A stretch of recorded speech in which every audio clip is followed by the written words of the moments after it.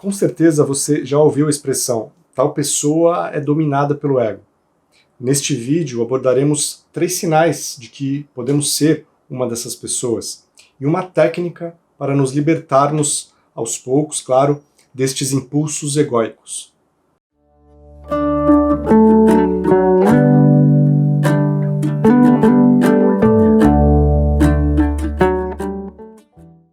Que bom que você está aqui no canal Estrada Sem Fim.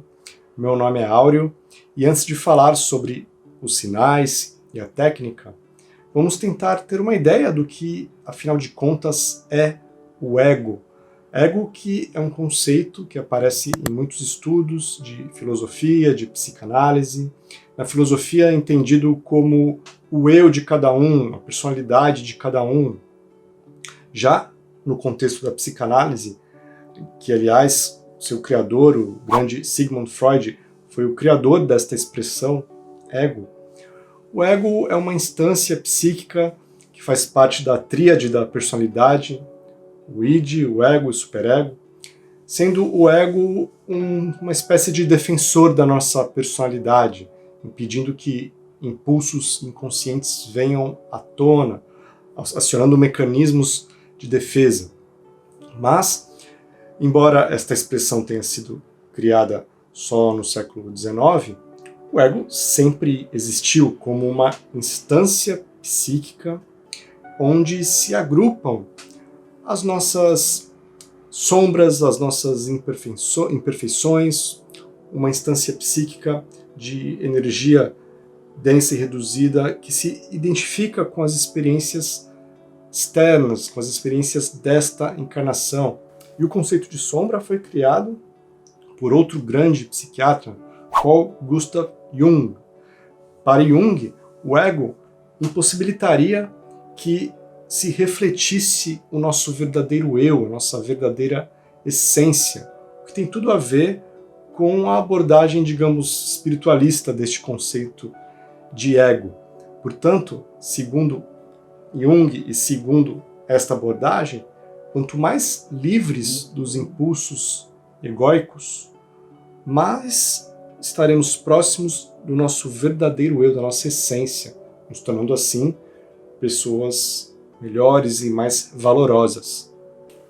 O ego é uma estrutura provisória da nossa psique, que aos poucos será superada com o nosso encontro com a nossa essência, com o nosso eu superior, como preferirem dizer e como preferirem chamar. O ego, ele é importante. Há muitas pessoas que dizem que devemos aniquilar o nosso ego. Veja, não podemos ir por este caminho porque isso nem nos é possível no momento. Seria uma violência. O ego, inclusive, é muito importante nesta fase que estamos vivendo. Foi mais importante ainda na fase evolutiva em que estávamos estruturando a nossa própria individualidade, quando deixamos aquela fase, muito provavelmente que ocorreu durante a passagem do princípio inteligente pelo reino animal, em que deixamos uma alma, uma mônada coletiva e estruturamos a nossa individualidade eterna do espírito. Nesta fase que vivemos, em que aos poucos vamos progredindo, sendo guiados inicialmente pelos instintos, que aos poucos serão superados pela nossa inteligência.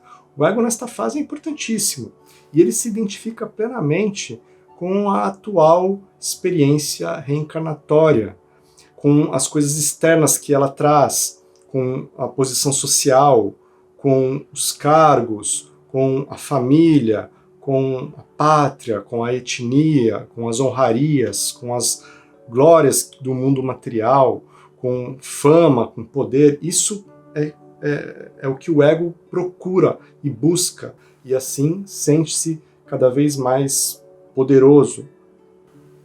No ótimo livro de Adenauer Novaes, Psicologia do Evangelho, há um trecho muito interessante em que ele diz que devemos viver a serviço do self e não do ego.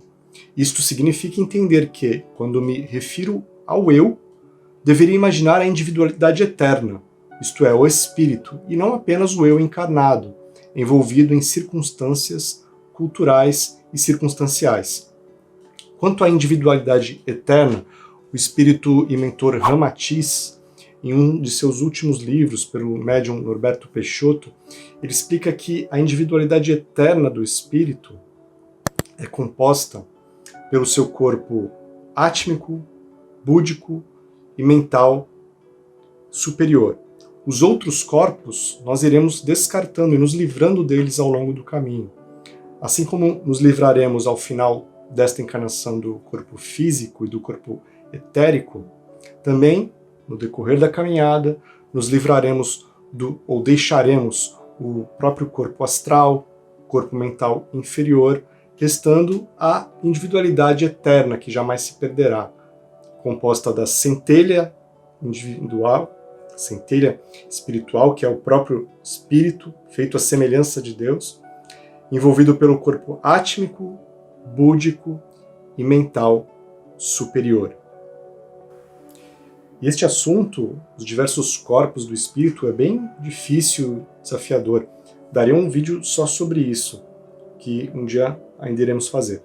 Mas voltando ao assunto ego, se queremos realmente nos tornarmos pessoas melhores, precisamos estabelecer esta postura de estarmos mais atentos aos impulsos egóicos, mais conscientes, porque quando eles vêm, eles nos mostrarão muito sobre quem nós ainda somos e também poderemos sempre lembrar que eles são naturais para a nossa etapa evolutiva, são possíveis de serem modificados com a força da razão, com a nossa boa vontade, mas precisamos estar atentos, não sermos levados inconscientemente por esses impulsos para posturas e atitudes que não gostaríamos. E aos poucos, este processo de reflexão, de autodomínio, vai fazendo com que os sentimentos permanentes da nossa essência divina, do nosso self divino, prevaleçam sobre os impulsos egóicos. E aos poucos vamos nos tornando quem nós seremos pela eternidade espiritual. Mas vamos falar sobre as 3 tentações do ego. A primeira delas é o chamado sentimento de privilégio, sentimento no qual o indivíduo tem a ilusão de que as leis de Deus poderiam ser derrogadas para atender aos seus caprichos. Todos nós temos isso. Nós nos sentimos muitas vezes muito mais importantes do que realmente somos. O ego se esforça para que acreditemos nisso. Então, movidos por este sentimento de privilégio, nós quantas vezes nos iramos quando a nossa opinião não é considerada, como se os outros tivessem obrigação de nos ouvir, de nos levar em conta, como se nós realmente, tudo o que dizemos é realmente muito importante. Então o ego nos traz esta ilusão. Quando nós ficamos aborrecidos quando somos ignorados, não somos cumprimentados por alguma pessoa, quando isso é perfeitamente natural. Quem diz que todo mundo precisa nos dar a atenção que nós julgamos merecer?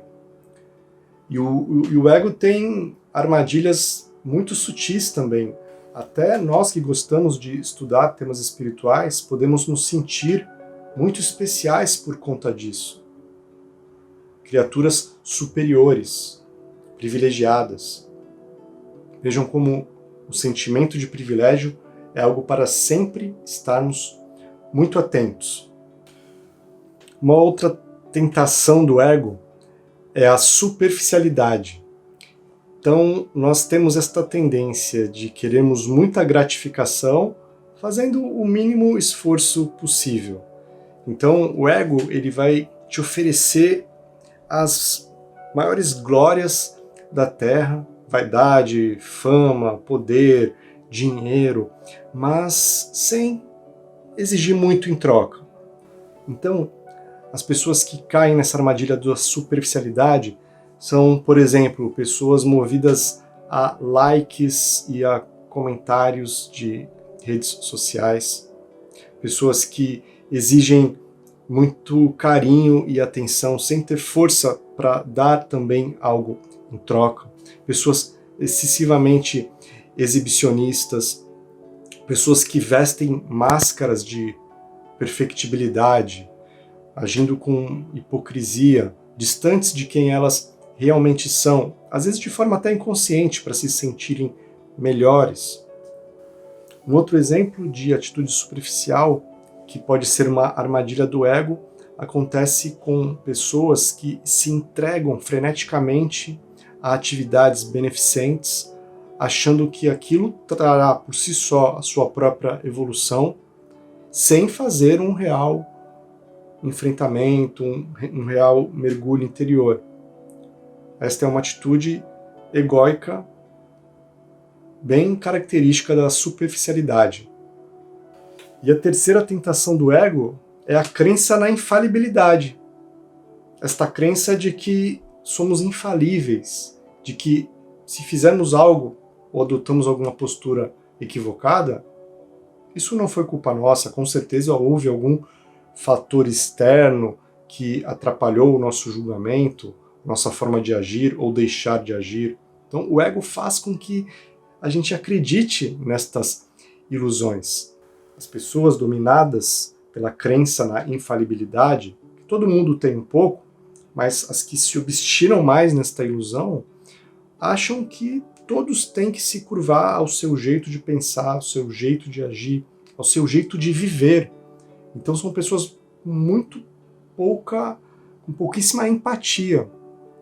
Elas têm medo do novo, medo do diferente, podem cair em posturas até preconceituosas por conta desta ilusão, desta armadilha do ego.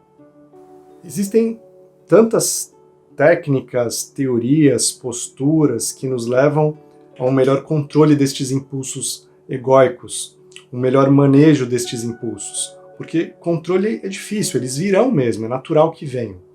Existe uma técnica muito interessante que é chamada técnica parda. Parda, uma palavra que na verdade forma um acrônimo, ou seja, cada letra estabelece uma etapa desta técnica. Então a primeira letra, P, remete à percepção. Então devemos, claro, inicialmente estarmos mais atentos aos impulsos, às tendências egóicas, plenamente identificadas com o nosso egoísmo, com a nossa vida externa, com os nossos interesses imediatos, com os nossos próprios interesses em detrimento dos que nos cercam. Precisamos estar atentos. Segunda letra é o A, que é de aceitação, ou seja, não podemos nos recriminar, nos martirizar por sentirmos estas coisas. Isto é natural, é esperado que sintamos estas coisas nesta fase evolutiva.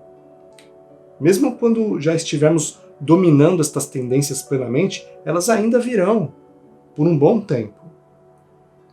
Então a aceitação, ter esta consciência, nos levará a uma aceitação que tornará tudo isto mais fácil. Mas não podemos parar por aí. Então vem a próxima letra, que é o R, de reflexão. O que fazer com estas tendências, com estes impulsos? Como eu posso fazer para não me render tanto a eles, não me identificar tanto com eles? Ver estas tendências como um observador, perceber que aquilo não sou eu, que aquilo vem por uma questão de uma estrutura que existe em mim, que fez com que eu me percebesse como um indivíduo separado do meio, mas que aos poucos eu superarei esta instância da psique.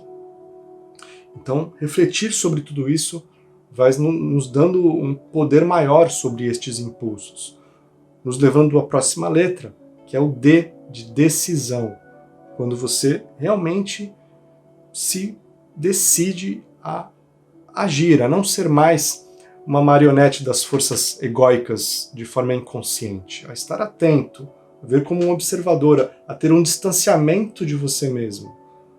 Porque isto é poderosíssimo, esta postura de se distanciar, perceber que você não é aquilo, que você pode realmente agir. E a letra seguinte, a letra A, de ação, quando realmente partimos para a ação, mas esta fase tem que ser marcada principalmente por leveza. Não podemos nos martirizar, nos maltratar e até nos violentar. Aos poucos, com calma, iremos dominando estes impulsos com o poder da razão, da inteligência, iremos fazer aos poucos com que os sentimentos provenientes da nossa essência predominem em todos os nossos atos.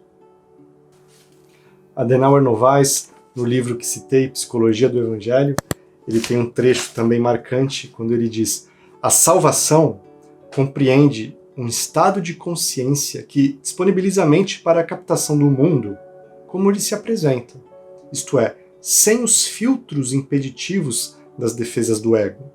Salvar-se é predispor-se a viver a vida, sentindo suas consequências com maturidade e equilíbrio, quaisquer que sejam elas. A salvação compreende a necessidade de aprender a lidar com este inimigo interno correspondente à nossa sombra pessoal. Quero te agradecer por ter ficado comigo até aqui. Vou deixar na tela final um vídeo sobre a inveja, este sentimento tão humano, tão natural, mas possível também de ser superado.